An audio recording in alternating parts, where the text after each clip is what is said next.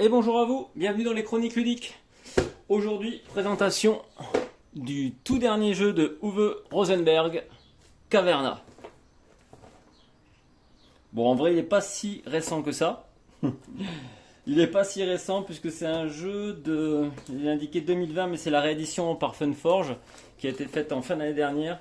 C'est un jeu de 2013 ou 2014, je crois. Donc oui, il date un peu. Mais ça fait un bon moment que je voulais un jeu de cette hauteur. Bon, j'ai Patchwork, qui est très bien, là, un petit jeu de joueurs qui est vraiment bien. Mais je voulais un bon gros jeu de pose d'ouvrier, et à l'allemande qui trash bien. Et j'ai beaucoup hésité. Oh là, il y a un petit pet là. J'ai beaucoup hésité avec Agricola. Donc ça fait quelques jours que je regarde sur les forums lequel choisir. Bon, il y a de tout hein, comme avis. J'étais vraiment parti sur Caverna de base, mais j'aime beaucoup le système de draft de cartes d'Agricola qui permettait d'avoir peut-être plus de rejouabilité que celui-ci. Mais bon, j'ai peut-être trouvé un petit compromis. Bon, voilà, c'est pas le sujet là. Du coup, c'est Caverna. Ben, bon, je pense que la plupart d'entre vous le connaissent, y ont déjà joué peut-être même des centaines de parties. Mais pour moi, ce sera la première fois. Ah oui, il a pris un bon pet. Alors là, je suis pas très content. Je suis pas très content du tout. J'avais pas vu ça. Aïe. Alors là, c'est méchant. Là, c'est très méchant. Bon, mais voilà. Donc un jeu neuf qui arrive abîmé. C'est un peu blasant. Mais bon. On va essayer de retoucher ça. Bon, je suis plutôt collectionneur dans l'âme, donc ça m'embête. Mais bon, il n'y a pas mort d'homme, c'est pas grave. C'est pas grave, on va essayer. Ah punaise. Bon, c'est pas grave, allez, on va pas s'éterniser là-dessus. Donc Caverna. Caverna, qu'est-ce que l'on a dans la grosse boîte? On a le petit calepin de score qui va bien. Quelques tokens de ressources en bois. D'autres petits tokens en plastique, cette fois c'est les rubis et le fer je crois. Des petits sachets, c'est toujours sympa. Et quelques cartes, il y en a très peu dans le jeu, c'est très bien, du coup ça me coûtera moins cher en sleeve. C'est parfait. On a quoi d'autre? On a les règles du jeu. Les règles du jeu, 24 pages, bon je les ai déjà lues sur le net. Et regardé quelques vidéos. Et là ça doit être voilà, les annexes. Plein de petits cas particuliers sûrement qui sont résumés. C'est parfait. Qu'est-ce que l'on va avoir d'autre? Hop, quelques planches. Wow. Quelques planches à dépuncher. Alors ça pour les dépuncheurs fous, c'est la fête. Alors, qu'est-ce que l'on va avoir? On va commencer par le commencement. Qu'est-ce donc? Hop, faut que j'évite de tout bouger moi. Allez, on reste tranquille. Alors, on va commencer par les plateaux de joueurs qui sont comme ça, je pense tous identiques. Ah, d'accord, une phase jour et nuit, j'avais pas fait gaffe. Je crois pas l'avoir vu en vidéo. Alors, c'est intéressant. C'est très intéressant. Il y a une différence déjà avec l'autre, non. Par contre, c'est assez super peu lisible quoi. Wow. Ok. Bon, bah c'est pas mal, c'est bien de l'avoir fait. Je pense du coup c'est peut-être bien à jouer justement le soir avec une lampe à côté pour pouvoir éclairer le plateau. Pourquoi pas, mais bon, je pense que je jouerai de ce côté-là. Donc voilà les superbes plateaux joueurs. Alors je trouve qu'eux ils ont pas trop vieilli niveau esthétique, c'est pas mal. Autant le plateau principal, je trouve l'artwork, voilà, il fait déjà un petit peu old school au bout de 7-8 ans. Mais le plateau principal, le plateau joueur, je veux dire, ils ont plutôt bien vieilli. Donc avec notre petite caverne, nous vont commencer notre couple de nains et qui va agrandir sa caverne donc de ce côté-ci. Et tout ce côté-là, ça va être la partie agricole, élevage d'animaux, plantation, etc. Donc les plateaux de joueurs qui sont là, alors il y en a un paquet parce que ouais, le jeu se joue de 1 à 7 joueurs. Alors jamais je me verrai jouer à 7 joueurs à ce jeu-là. Déjà trouver des collègues gamers, c'est pas évident à côté. Mais en trouver 7, enfin du coup 6, c'est compliqué. C'est encore plus dur. Alors ouais, du coup, là on a ça c'était les plateaux de joueurs, et là on a le plateau principal. Plateau principal qui sera le plateau d'action. Donc c'est pareil, en fonction du nombre de joueurs, on va avoir des phases différentes. Là, imaginons que je fasse une partie à deux, je vais me mettre de ce côté-là. On va mettre celui-ci à côté. Allez, je vais dépuncher ça aussi, parce qu'apparemment il y a aussi des plateaux principaux de ce côté-là. Donc là on a une version 5 joueurs et 6 ou 7, donc ça, je ne sais même pas si je m'en servirai un jour. Là c'est une version pour 3 joueurs, pour 7 joueurs, ok, intéressant. Et voilà, moi c'est ça que je cherchais, c'est la partie 1-7 joueurs. Ok, petit artwork derrière, j'avais même pas fait gaffe. Donc, quand on installe le plateau principal, le plateau d'action, on fait ça comme ça. Et c'est ici qu'on va venir choisir nos actions, qui vont être toutes les mêmes pendant toutes nos parties. Voilà, les 4 x 3, donc les 12 actions qui sont là seront toujours les mêmes. Et après, les 12 restantes vont venir petit à petit. À partir de ce deck-là, ce sera une petite génération de cartes plus ou moins aléatoire, puisque je vais vous montrer ça, comme ça sera plus simple et plus clair, encore une fois pour les rares qui ne connaissent pas le jeu. Donc ça, je sais que ce sont deux cartes spéciales. Venez essayer Agricola et Patchwork. Je connais Patchwork. C'est bien mon petit Hoove. Donc alors là, qu'est-ce que l'on a? Ouais, c'est des petites aides pour les joueurs, ça c'est pas mal. Des petites aides pour se souvenir comment fonctionne la moisson, la récolte dans le jeu. Et aussi le système d'achat avec des rubis, qui peut être pas mal. Donc ça, une petite aide pour chaque joueur. On a ici le résumé aussi pour chaque joueur des différentes aventures, parce que nos nains vont pouvoir partir en expédition. On voit ici la force du nain, et en fonction de sa force, il va pouvoir ramener des ressources différentes. Et donc voilà notre deck de cartes, qui sera lui aussi le même à chaque partie. Et donc ce que l'on fait, c'est assez simple. On va en fait se mélanger les cartes par niveau. Donc des cartes de niveau 4, puis des cartes de niveau 3, des cartes de niveau 2. On se met la carte spéciale bébé par-dessus, et on mélange les cartes de niveau 1. Et voilà, on a fait notre petite pioche d'actions supplémentaires. Et tous les tours, on va venir révéler une action en plus, comme ça, jusqu'au 12e tour. Et c'est ce qui va pouvoir générer plus de possibilités et des actions aussi plus puissantes au fil de la partie. Alors ça, c'est ok. On a aussi donc les fameux plateaux de bâtiments. On a aussi, je ne sais pas comment ils appellent ça, l'équivalent des savoir-faire d'Agricola.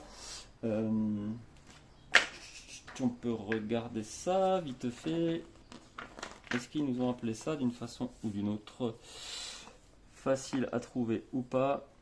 Action de base, grand plateau d'action de base. Voilà, c'est les aménagements. Bon, en gros, ce sont les aménagements, on va dire. Ok, donc tout l'intérêt du jeu par rapport à Agricola va résider là, puisqu'on a ici tout un panel d'actions donc disponible, et en plus on a à tout moment accès à tout un tas de bâtiments, d'aménagements, de savoir-faire dans le jeu, et ça va être un petit peu une course à ces bâtiments suivant ce que l'on veut faire. Alors je vais enlever tout ça. Donc je suppose, d'après le code couleur, ça doit être un truc un petit peu dans ce style-là. Et donc là, vous avez tous les bâtiments que vous pouvez faire à chaque partie.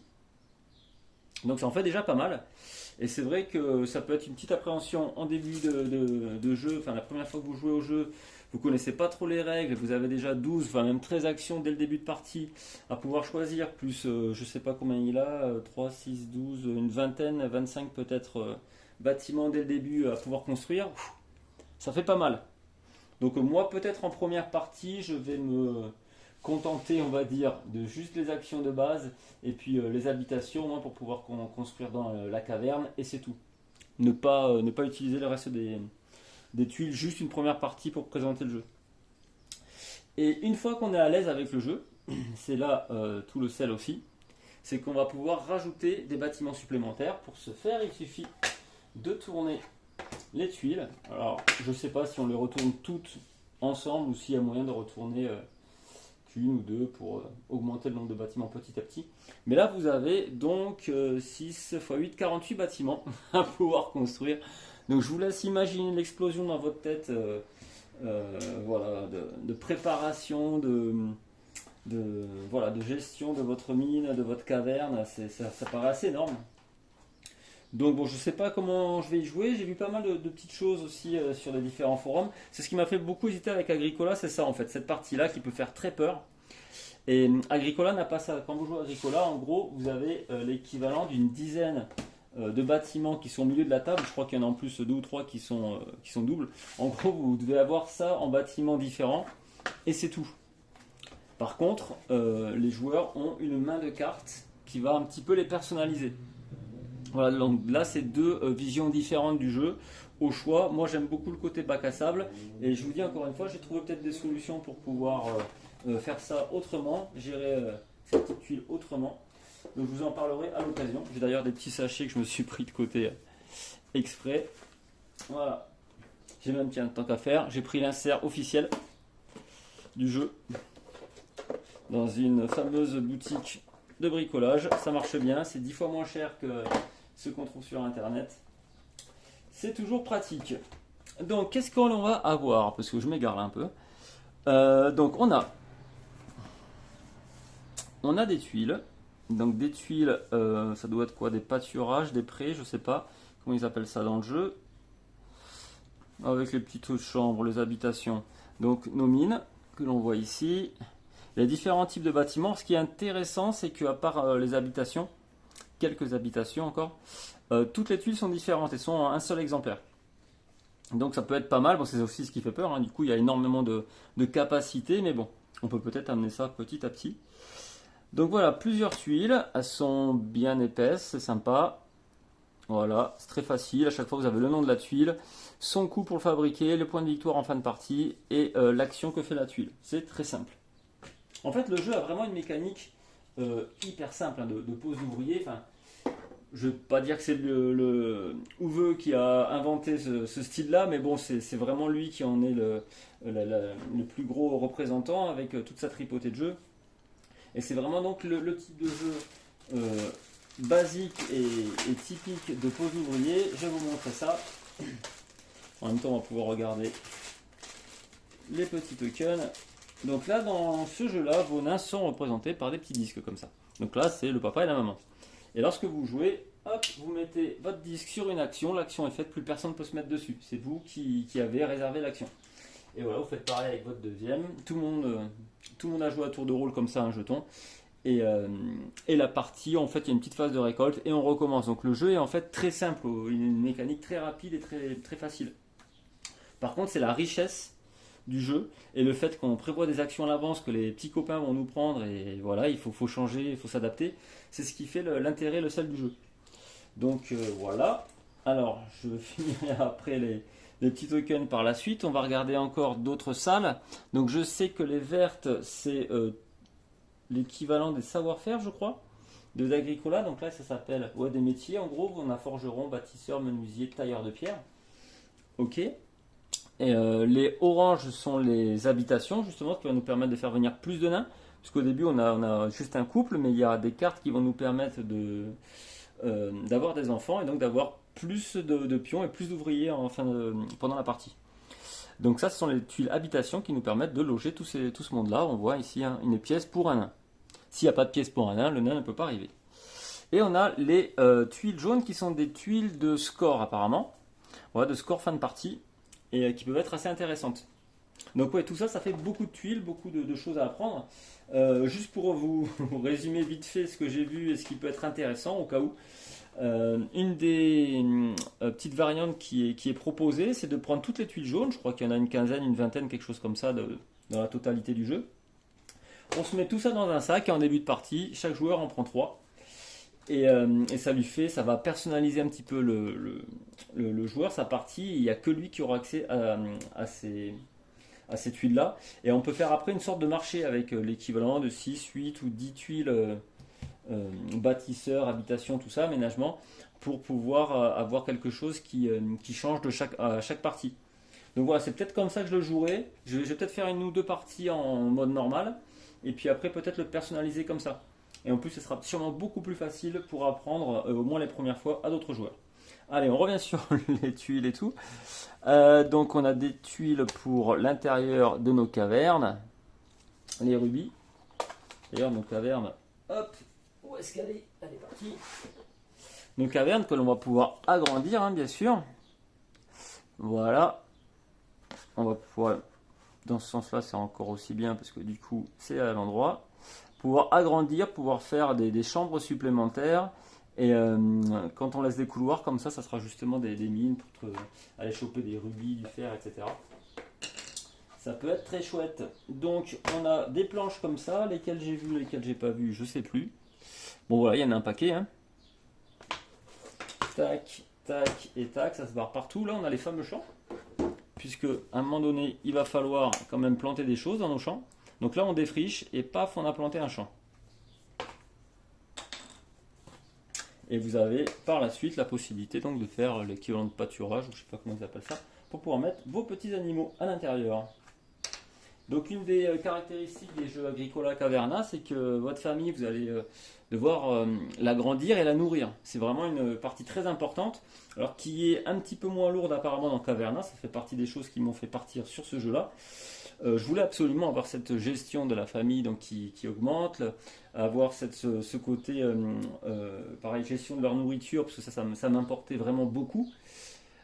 Par contre, je voulais pas que ce soit trop lourd, que ça monopolise toute mon attention pendant les 2/3, 3/4 du jeu, comme ça a l'air d'être le cas dans Agricola. Là, c'est important, mais on peut quand même faire sa petite vie à côté. Voilà, et ce qui est intéressant dans Caverna, c'est qu'on peut faire une partie typée plantation, justement, hein, planter les différentes céréales, légumes qu'il y a dans le jeu. On peut faire une partie élevage, avoir les différents animaux, il y en a 4 ou 5, je crois.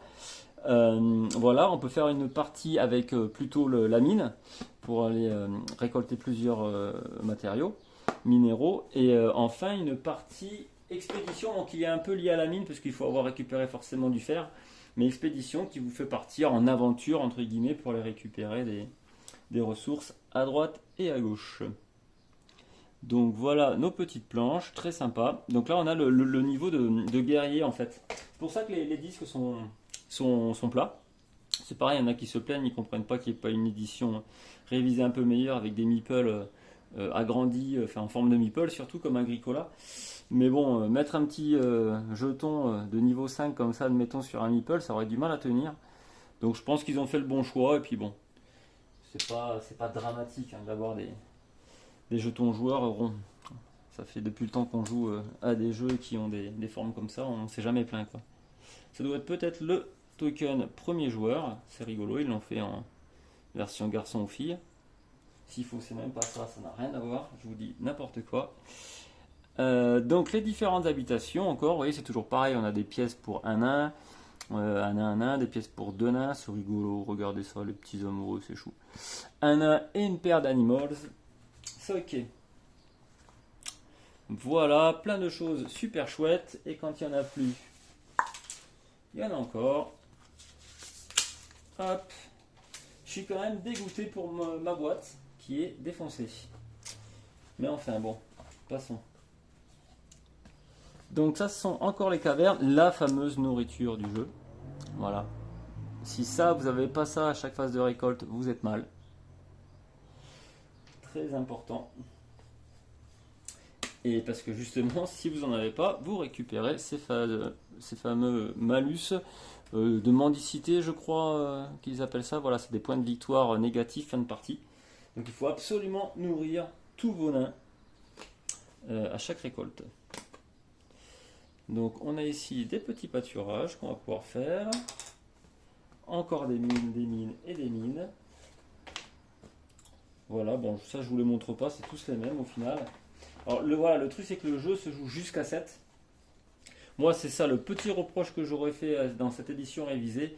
Quitte à laisser tout pareil, j'aurais fait un peu comme dans l'édition révisée d'Agricola, baisser le nombre de joueurs à 4 et enlever tout ce matériel qui sert quasiment jamais.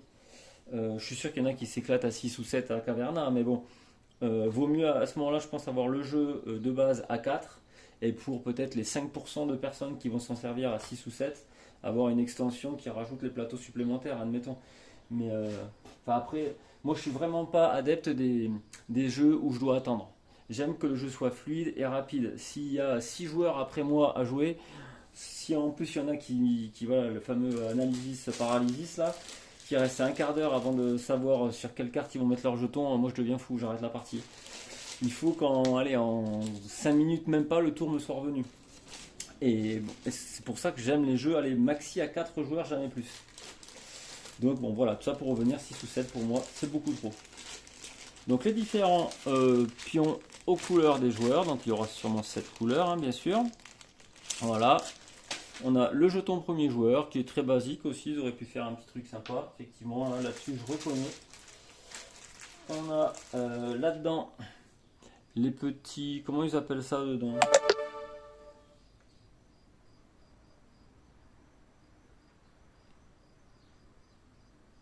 Hop, plus de batterie apparemment sur le téléphone, c'est pas grave. Tac, on va se manier les étables, les fameuses étables, voilà. Allez, on va regarder vite fait le reste des tokens. Donc ceci, ça a l'air d'être des légumes. Donc l'équivalent de citrouille apparemment. Ça, ce sont les légumes. Nous avons les bourricots, je suppose. Voyons. Les ânes, c'est ça. Les petits ânes. Là, ça doit être des meux. Des bœufs, exactement. Donc nos petites vaches. Les vachettes qui sont là. Là, c'est les toutous. Et les toutous pour garder les animaux, justement, dans le pré. Quand il n'y a pas de clôture, je sais que les petits animaux, ils peuvent servir à ça. Ils sont où nos sangliers? Nos gros cochons? Voilà. Ils sont, est-ce que c'est ça? Oui, c'est ça. Les sangliers, les cochons, ils sont choux aussi. Un bon petit cochon, un de tel. Ok. Et après, les différentes ressources, on va... Ah bah non, il y a encore des chèvres. C'est ça, ils appellent bien ça des chèvres dedans, il n'y a pas... Oui, des moutons, c'est pareil. Nos moutons. Là, donc les ressources et matériaux, on a du bois. On a de la pierre.